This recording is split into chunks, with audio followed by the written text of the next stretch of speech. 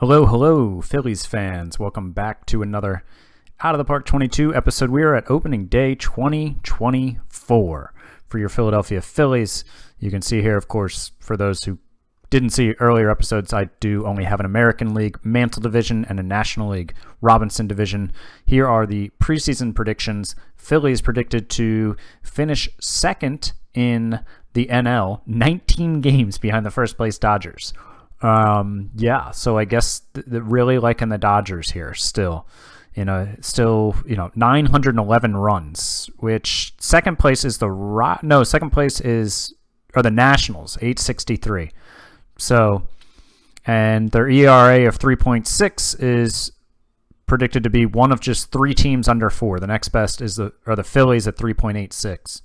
So let's go over the offseason, and then I'll also show you a few teams, such as like the Phillies and a few other teams, to show you the competition and what we're up against. So let's go like we normally do. We'll go down the lineups. Real Muto back as your starting catcher. Hedges back as your backup catcher. Same catching tandem for us. Mr. Cornelius Randolph, who, as you can see here, won the 2023 Rookie of the Year. Yes, sir.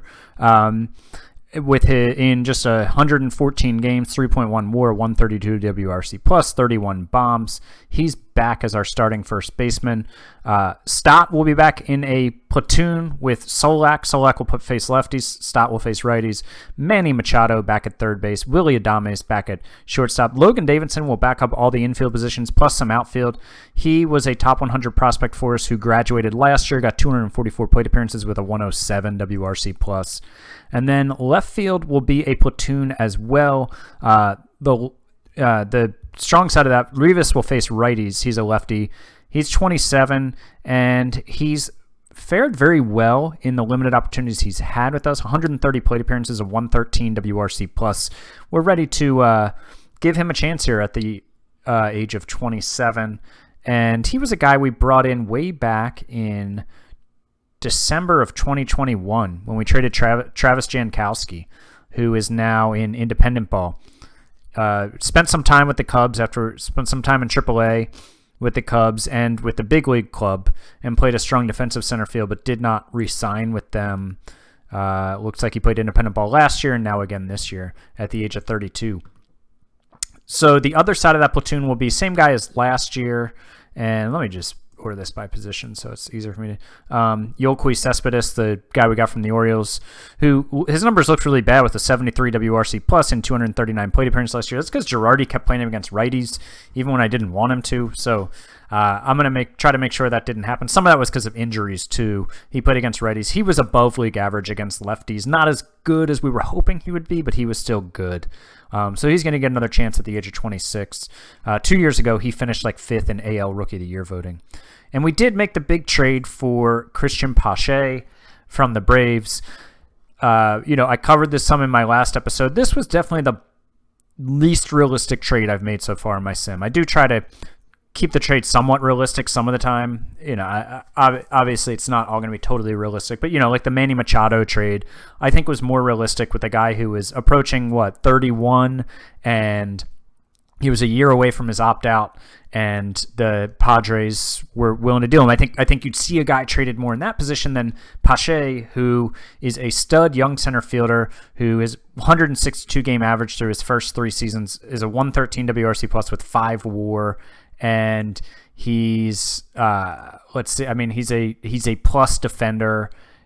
Guys like this don't really get traded, but as I covered in the last episode, he was entering arbitration. He's set to make $7.8 million this year, and you can see after that he is set to make 12 and then 21 million in arbitration, and the Braves just did not have the money for it. Basically, they have 20 million this year. They got rid of some salary, including his, and 14 million the following year. So they are really up against it with paying Freeman almost 30 million, Ahmed 23.2, Acuna, Fried, Brian Anderson, Soroka, all these guys making a good bit of money.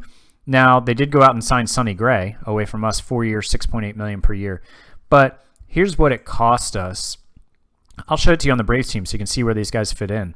So we gave up Adam Hazley, who is a talented outfielder who's 27 now, who just hasn't put it together at the major league level for us, and he's making $1.2 million. So a much cheaper left fielder. Brian Reynolds is in as their center fielder, and he's under team control for 2 more years for $5 million and then $6.3 million. So they're basically getting their starting left fielder and leadoff hitter, and their starting center fielder and number 7 hitter for cheaper than Pache, which makes sense because Pache's an all-star level player, but that was some of their motivation. And then they also got a guy who sees as their closer, Sir Anthony Dominguez, who is under contract for 1 year at $1.4 million. And then Durbin Feltman, who is under team control for like 4 more years and looks like a potential closer and was really good for me. And they got him as well. So those were the 4 guys. It was different than the package they originally wanted. They ended up really fixated on those 2 outfielders and these 2 bullpen arms. So they've got their closer for this year, their center fielder for the next 2 years, their left fielder for what they're hoping is the next several years, and then their closer of the future in Feltman. And all right now for around what it cost Pache, and then Pache's only getting more expensive. I mean, $21 million as a third-year arbitration estimate is pretty crazy. And I will probably explore a long-term extension with Pache at some point, as he is willing to sign long-term. I kind of want to give it a year, which might cost me some money, but I'm totally okay with this 10-year deal, $22.2 million per year average, and the last 2 years he's given me team options. So it's really like an 8-year deal, and basically like an 8-year, $175-ish million deal, and then 2 years. So I am totally willing to give him this type of deal. I think 10 years, sign him through the age 35, more longer than I'd like to extend him, but only age 33 on guaranteed years. And $23.9 million as a ceiling for the salary is pretty nice for a guy who's established himself in 2 of his 3 seasons as one of the best center fielders in baseball. Even the year he was below league average to the bat, he was still almost all-star level because of his glove. So pretty happy with that. Again, this is the least realistic trade I've made, but, I think talking through it, you can see it from the Braves' perspective of they weren't able to keep him, and they got a package that keeps them competitive now. It's not like they got back 5 prospects, because the Braves are trying to win now, clearly. I think in real life they would have found a way to keep Pache, and they would have traded somebody else if they needed to, but the return makes sense. So I'm pretty excited about that. I mean, he's just an all-world player, potentially, if he can, in 2 of his 3 seasons. So then Bryce Harper is back in right field, and then this was the unexpected signing that I'm really excited about, actually. Jung-Hoo Lee, who is a real player in the KBO, and he's just 25 years old, and I wasn't planning on signing him, but when he came across the radar at 25 as a free agent with high work ethic and intelligence, this high of avoid Ks, this high of contact, and just absolutely murdered the KBO. And then his contract is really not bad. 5 years, $62 million. You can see, I'm paying him 11, 12, 13, then a player option for $15 million. I think this is a guy who could potentially win batting titles for me. And his main defensive position is right field. He could learn left field pretty well too, but he's going to be my DH for now. He's a lefty bat. Hopefully he doesn't have bad platoon splits, but yeah, I'm pretty excited about this, man. Like, let's see, I think I kept his platoon split. So he crushed lefties last year. He was actually better. I mean, his WRC plus was 200 against lefties and 198 against righties. This is a real player in the KBO. I looked him up in case I didn't say that. Line drive hitter. I think this might be my favorite player so far in my sim. Hopefully he lives up to the hype I'm giving him. He's ranked as the number 16 prospect in baseball here coming into the league.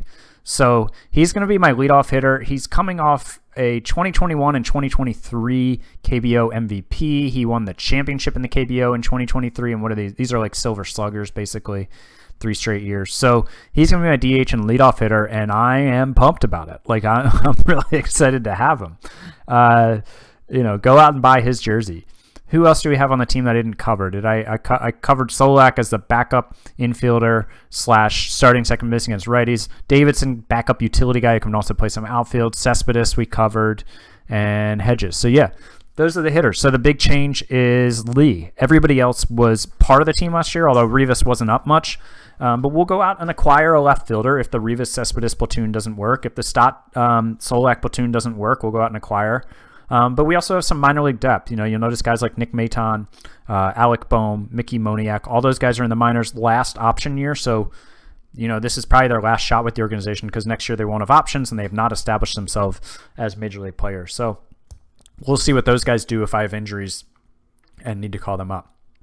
Pitching side of thing, the headline is Welcome Back Aaron Nola. I was able to sign him, and he was adamant that basically it had to be a 6-year deal. The average annual value, $195 million. So, 6 divided by 195, whatever that is. You guys with your quick math, I'm sure already have it. I guess it would be like 32 and a half, right? I think that's right. You can tell me if I got that wrong, but yeah, I think it's 32 and a half million per year, 35 the first 2 years, and then it goes down a little bit as he gets older. So this is a thing. If I were playing with somebody other than the Phillies with a lower budget team, I would not sign this deal. He's 30.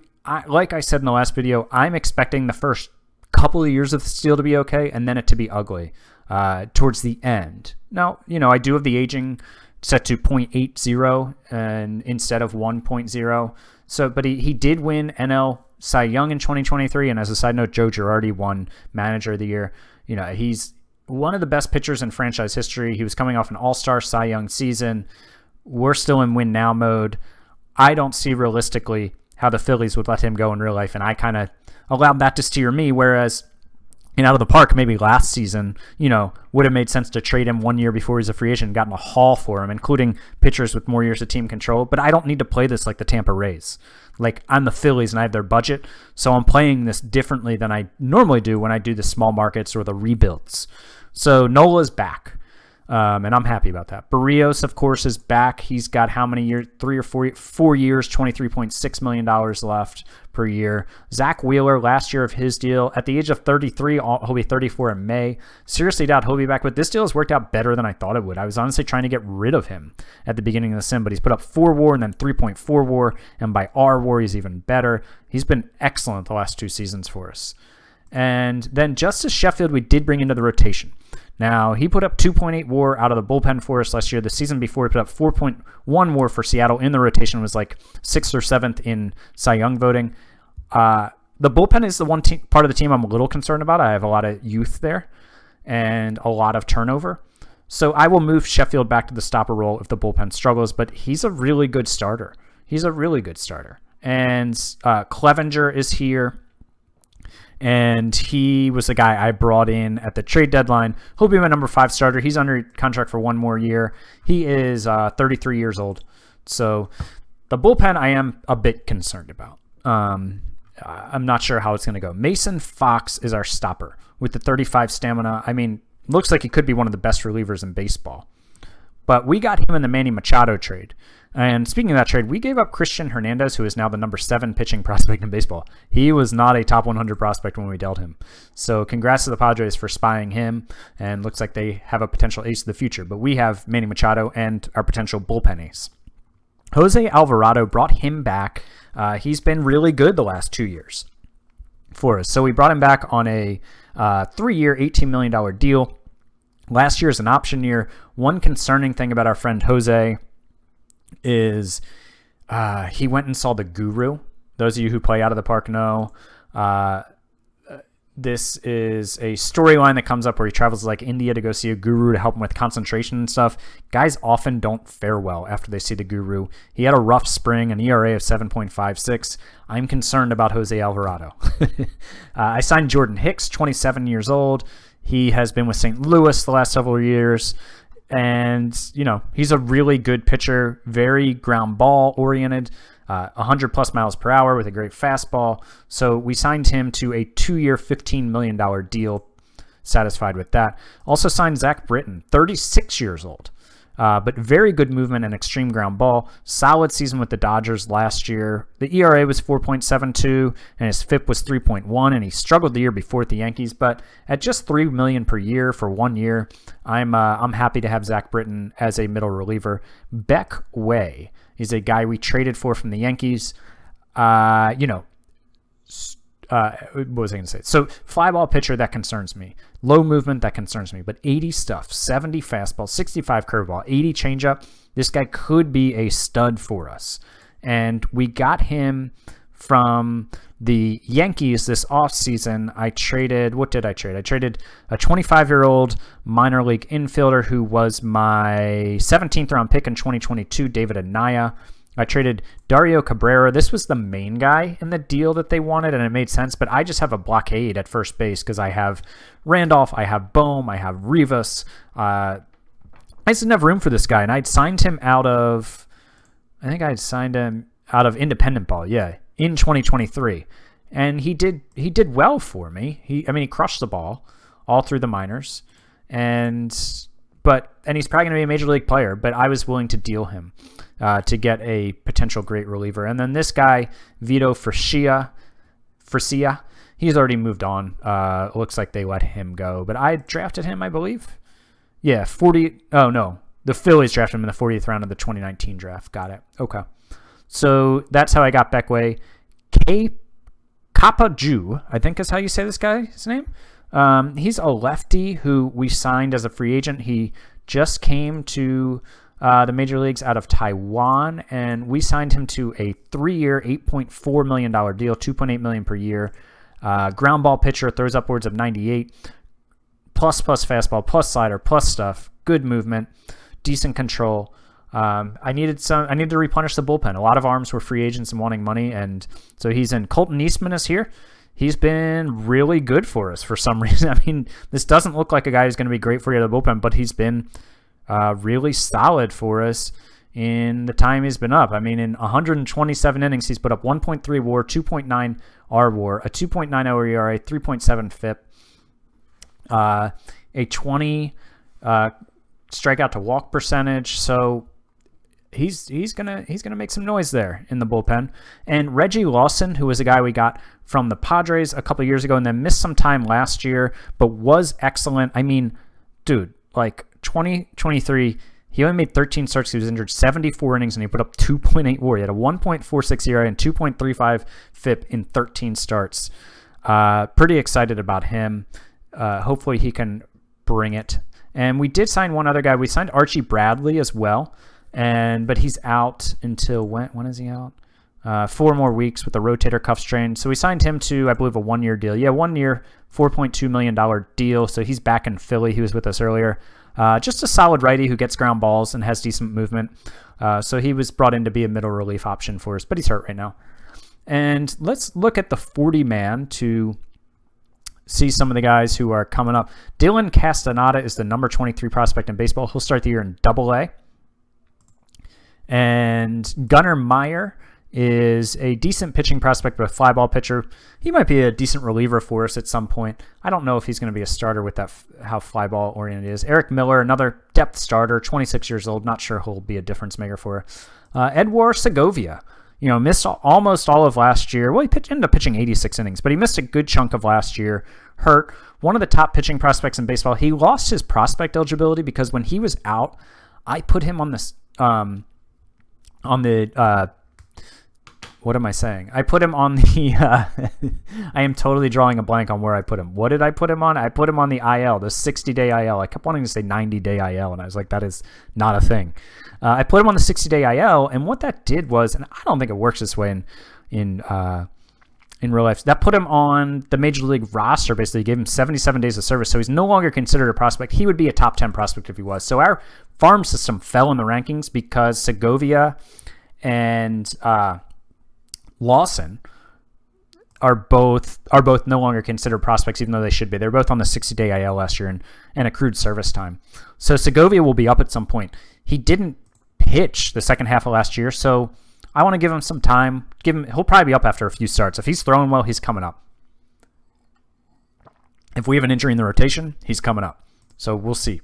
We'll see how soon he's up. Franklin Morales, Andrew Schultz, Guidez, all these guys are depth pitchers, younger, who could come up and make some noise for us eventually. Alec Bohm is in AAA. Nick Maton in AAA. Excuse me for 1 second. John Mike Jones is in AAA. And, he's basically our backup center fielder, though. If Pache were to get hurt, Jones would come up and play center field. I just decided to go with bats on the bench rather than a glove. Moniak is there. Johan Rojas is an interesting prospect who did not do much in AA last year after doing really well the year before in AA. I'm not sure why he started in AA again the next year. I think the computer was controlling him at this point, so I have control of him now, and I do have him in AA since he struggled there last year. Yeah, so that's that. Let's look at the farm system. So we're 10th, but if we had Segovia here in the top 100, we'd be a top 5 farm system. So we already covered Lee and Castaneda. Nicholas Perez. So we traded for this guy, number 55 prospect in baseball. He was drafted by the Rangers 7th overall in 2022. And you can see that the first year in rookie ball, he really struggled. And then last year, he ripped it up. He'll be in low A for us. And so we gave up a top 100 prospect to get him. We gave up Brett Beatty. And he is a pretty much major league ready prospect, number 72 prospect. And I guess the Rangers are trying to win now. I think they were competitive last year and almost made the postseason. But we just didn't really have the need for him. And he's destroyed AAA 2 years in a row. And I wanted a really good shortstop prospect, basically. So I went out and looked at the prospect pipeline, and I identified Perez, and they were really interested in Beatty. So he's got a 70 range, and it looks like he could have it looks like he could be a Gold Glove defender with a league average or better bat. That's an all-star player at shortstop. That's an all-star player. So hopefully he will develop. He'll be in low A this year. Pretty excited about that dude. Mick Abel's still here, but last year was a lost year for him due to injury. And we'll go over some of these prospects again in a minute. We'll go to them. Let's go ahead and look at the transaction log. Let's look at some of the offseason 2023. See if I missed anything there. We covered that. That's the Pache trade. That's the Beatty trade. That's the Beck Way trade. We covered all that. I did trade... what was this trade again? I traded Swaggerty because he was out of minor league options and a couple guys who I didn't really care about to the Royals for this guy who apparently didn't re-sign with me. Oh, cool. Oh, oops. Forgot to re-sign this guy. So I traded for him after I had re-signed all my minor league free agents, and then forgot to offer him a contract. So Swaggerty was out of options and not going to make my team, so I'm going to buy this guy back for $250,000. So Swaggerty, was not going to make my team, so I was looking to get a bat for him. And I got Matias, I like that he was a right-handed hitting outfielder because those are harder to come by. I'd imagine he'll be in AA or AAA for me. He pretty much has graduated from AA, needs to prove himself in AAA as a 25-year-old. And then I got this guy who just was a good catcher ability guy, would be depth in the minor leagues. And I did tender him a contract, so that's cool. So December, did anything happen here? Blah, blah, blah. Oh, I did trade. So I traded Zach Eflin. I retained 30% of his deal. So $13.5 million. I'm retaining some of that deal. The Cubs have him. They were interested in him. I just didn't have the need for Eflin anymore, so I can save 70% of his deal. I also had to throw in 2 prospects who I'm not all that concerned about. And I was able to get back an outfield prospect, a lefty outfield prospect who will be in AA, but he is 26. Kyle Stowers, who is an Orioles prospect in real life. He was a second-round pick in 2019 of the Orioles, but was with the Cubs in this. So that was basically a salary dump for Eflin. That's all for that. Let's go ahead to January. I already covered all these. I don't think I made any more trades. Oops, that's not right. February. Yeah, so those are all of the trades. Now, I think I mentioned this in an earlier episode, but normally I control the whole minor league system of my team, and I am not in this sim. And the reason is that it just takes longer to do that. And because I started this sim a couple months late, I wanted to try to cut down on some of the things that take more time. So I'm not controlling every promotion and demotion. I'm controlling the prospects that are most interesting to me, often the recent draft picks in the top 5 rounds or prospects that I think are interesting or obviously top prospects. So I have 27 players that I'm controlling. I'll roll through them real quick. I know you guys who like the longer episodes are probably loving this detail. So Antonio Anderson is a rookie ball shortstop who I drafted in the second round of 2023. He's still got a lot to prove. Didn't do anything in limited plate appearances as a rookie. Caleb Hampton, third round pick last year. Still just 19 years old. Hopefully he can develop. Jacob Hudson was my 5th round pick last year, and he pitched well in rookie ball. He threw between the 2 different rookie ball teams, he had 8 starts and went about 35 innings and pitched well. But he'll start there again because he's just 19 and still has a lot to work on. Enrique Bradfield is my 1st round pick from 2023, 23rd overall, who looks like he could be a Gold Glove level center fielder with a league average bat, similar to that shortstop prospect I was talking about. If you can be elite defense at shortstop or center field and then be adequate with the bat, you're a huge asset. So this guy raked in A-ball after I promoted him there. So I've got him in high A as a 22-year-old in his first full professional season this year. Jason Diaz was my 4th round pick in 2023. Another pick that's looking decent so far. He's in high A already as a college arm. He's 23. He pitched well in A-ball. 4.66 ERA, 4.41 FIP. So decent. I mean, not great, but he was good enough that I graduated him. Because I think with these pitches, he can do some damage at high A. Rock Riggio was the 5th round pick that I paid over slot for in 2021.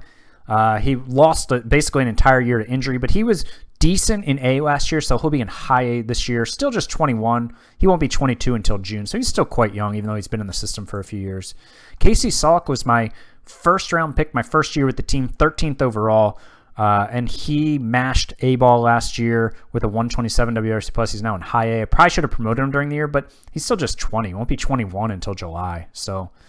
Tommy DeLandrew is my 2nd round pick in 2021, and he had a good rookie ball year and then struggled in A. He's 21, so he'll be in A-ball again, which isn't great to see, but hopefully he can bring it together. Bradley Gajan is a pitcher in A-ball, low A. My 1st round pick, 29th overall in 2022. Spent the last 2 years in rookie ball and didn't do great, but I promoted him this year to hopefully he can hold his own in A-ball. Perez was the guy I traded for that we talked about. Irvin Weems is probably a guy I can take off this list at this point. He'll repeat A-ball after struggling there last year, my 4th round pick from 2021.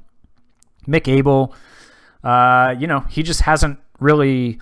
2021 season really good, and then 2022, he was terrible in high A. So I started him there again in 2023, and he got hurt and only made 6 starts. So I did put him in double A this year. Just because he's made 28 starts at high A, and he's 22 years old now, and I wanted to challenge him. If he can't pitch at double A this year, he's probably not much of a prospect now anyways. So Castaneda, of course, the number 23 prospect in baseball. Kokoska is 25 years old. He's an older player I drafted in the 4th round in 2022. He's going to be in double A. He's done nothing but hit at every level. So hopefully he can continue to do that. And Johan Rojas is a pretty decent center or outfield prospect, probably not center field, but we'll see. He struggled at double A last year. Hopefully he can pick it up this year. Kendall Simmons is an infield prospect who has hit well everywhere he's been. And honestly, I should probably have him in triple A. I'm not sure why I have him in double A still. I'll probably go back and look at that and promote him. It might be a playing time thing because I do have pretty good depth in the minors. This is an interesting prospect. Garcia would be a fringe center fielder with the 65 range, but he mashed in A-ball in 22, mashed in AA in 23, so he'll start the year in AAA. This is a potential impact player for us. Not a superstar, but a potential major league piece for us. Nick Maton, we all know, last option year for him, time to get it together. Gunnar Meyer, we talked about him already. Eric Miller, we talked about. Moniak, we've talked about. Segovia, we talked about. Westberg is a guy I got from the O's a couple years ago. He'll be in AAA. He's a glove first guy in real life. I think he's a much better glove than this, and his bat isn't as strong, but he struggled in AAA last year. Hopefully he can get it together and be a kind of like a depth utility guy for us. Logan Davidson is up with us. I could probably take him off the list. So that's the end of the list of players that I manage in the minor leagues. So let's go ahead and go back to the preseason predictions. I wanted to show you the Dodgers team since they were predicted to win 113 freaking games. And I thought we were a pretty good team, but looks like prediction-wise we're not in the same league as them. So meet the team. Smith is elite. Abreu is decent. Lux is one of the best players in baseball. Donaldson is okay. When did they get Donaldson? Oh, they just signed him to a 1-year deal, $6.7 million away from Minnesota. He hasn't been good in like 2 seasons. Okay. Seager's one of the best players in baseball. Pham is a league average left fielder at the age of 36. Wow. Was very good for the Mets last year, and they signed him to a 1-year, $4.2 million deal. Bellinger and Betts still look elite. Bueller, Jackson, Chapman. Their pitching staff looks top-notch. So what's the rest of the rotation? Caleb Ferguson, great. Dustin May. Yeah, I mean, this is a really good team. And, I mean, they see Luke Jackson as a long reliever, and the game sees him as a potentially, one of the best relievers in baseball. I tried to go after Jackson, and he was not interested in playing for me, which I was disappointed about. With this type of movement and extreme ground ball, he wouldn't come play for me. And the rest of our competition here in the division, we've got the Padres predicted for 93 wins. Campusano's good. Oh, they've got Dominic Smith. Kemp is still there. They have not solved third base since Manny left. They had Justin Turner. I guess he retired maybe. Tatis and Grisham and Abrams are leading the way. And Hassel's there. Ryan Weathers appears to be their top starter. Oh, and Mackenzie Gore's there. Oh, they have Jack Flaherty. Bad movement, but an extreme fly ball. That'll play fine in Petco. He's still a good starter. Yeah, good signing. A little long. Well, he's only 28. Yeah, okay, cool. Yeah, man, the Padres are still chugging along, and they have some budget room too. Even though they're paying $12 million a year for Manny, so they're saving that $18 million. They went out and basically, Justin Turner is still there. Is he on your bench? They have one more year of $16 million, and he was not very good for them last year. So he stayed really good with the Dodgers and then sucked. Not sucked, but he wasn't good when he went. Is their backup third baseman behind this guy, who was really good last year. Okay, cool. So that's the Dodgers, and then we have one more team who are kind of in the same tier as us, according to the predictions. Let me just do it this way rather than clicking back. Who was it? The Brewers with 91 wins, and then drops off to the Cubs at 84. So the Brew Crew, so Hira and Wong, both still there and strong. Yelich still really strong. Brandon Marsh is there. Oh, they got him from the Angels. For Billy McKinney and Antoine Kelly, as well as another pitcher. Okay, and he looks like he's come along nicely for them. Woodruff is one of the better pitchers in baseball. Reese Olson, who is he? Is he he must be a real-life prospect? 13th round, 2018. Okay. And it looks like Woodruff is hurt. Oh, he's out 3 to 4 months. Bummer. Oh, and they have Chris Sale, who will be back in a week. Bowden Francis. Oh, they have Casey Mize. They got Casey Mize from the Tigers. Gave up a young pitching prospect. Wow. Okay. Cool. Corbin Burns is in the pen. Devin Williams is still there. So that's the Brewers. And in the American League side of things, the Mariners are predicted to win the American League by 8 games. So they've got Kelnick there, Julio Rodriguez, Kyle Lewis, Evan White, Cal Raleigh. So pretty decent team. Emerson Hancock and Logan Gilbert are at the top of the rotation. Marco Gonzalez and Justin Dunn are still there. So pretty decent team in Seattle. One team that I was surprised by was, if the Blue Jays are this bad in 2024, something's gone terribly wrong. I think they're a team that's going to be really good for a while. It looks like Biggio and Guerrero are great for them, and then Bichette never became a star. He's basically like a 3-WAR player, whereas I think it's realistic to see Bichette as a 5+ WAR player in real life, to be honest, over the next several years. Teoscar's not great. Springer's trailed off, and their pitching staff, they don't have like a big name. They have some. Yeah, this guy hasn't. Their number 3 starter put up .2 WAR last year. So, man, that's disappointing. I would like to see the Blue Jays be good because they've got a really fun team. They don't have much money left. They don't have much budget room at all. Vlad Jr. has 1 year of arbitration left at $24.8 million. Bichette 1 year at $10 million. Biggio looks like they signed. Pearson's in arbitration. So, yeah, that's interesting. Springer has a couple more years left. So that's the Blue Jays. I was surprised that they are that far down. I'm sure there are other teams that, you guys would be interested to see, but I'm not going to take the time to go through everybody right now. What the heck? The Rangers were good last year. I feel like the Rangers, did I mix this up? I thought the Beatty trade made sense for them because they were competitive. Yeah, they won 85 games last year and came in 5th. They finished 1 spot out of the playoffs. Wow, and the year before they won 52 games. So I don't know what's up with that. They have the 3rd best farm system in baseball. They have 2 of the top 9 prospects in baseball, 3 of the top 26, and then Beatty's there. Yeah, they have a good team. They have a good team. Oops, I didn't mean to click that. And yeah, they have Kumar Rocker is who they took 2nd overall in 2021. And he's up with them and looked like he had a good first full season with them. So anyways, that's all for this episode. I think I've covered everything I wanted to and tried to give you guys some details on the rest of the league as well.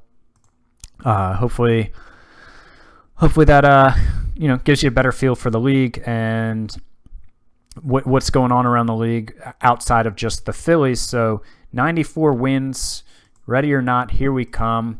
I did want to just let you guys know that Rhys Hoskins moved on. Again, Sonny Gray signed with the Braves. Rhys Hoskins went to the Pirates. His market never really developed. 1 year, $2 million. Ouch, big guy. Ouch. There's just not much of a market for first base DH sluggers. He was good last year, 120 WRC plus, but much like real life MLB, there's not a lot of value in those type of players as opposed to if you can play other more important positions. So Aaron Nola is back. Pache is here. Those are the headlines, and we're predicted to make the postseason again. Let's give this another run. We are in Bryce Harper's age 31 season. He'll be 32 in October. JT Realmuto is in his age 33 season. He's got 2 years left on his deal. Let's go Phillies. Let's win this. Let's do this. Talk to you guys next time.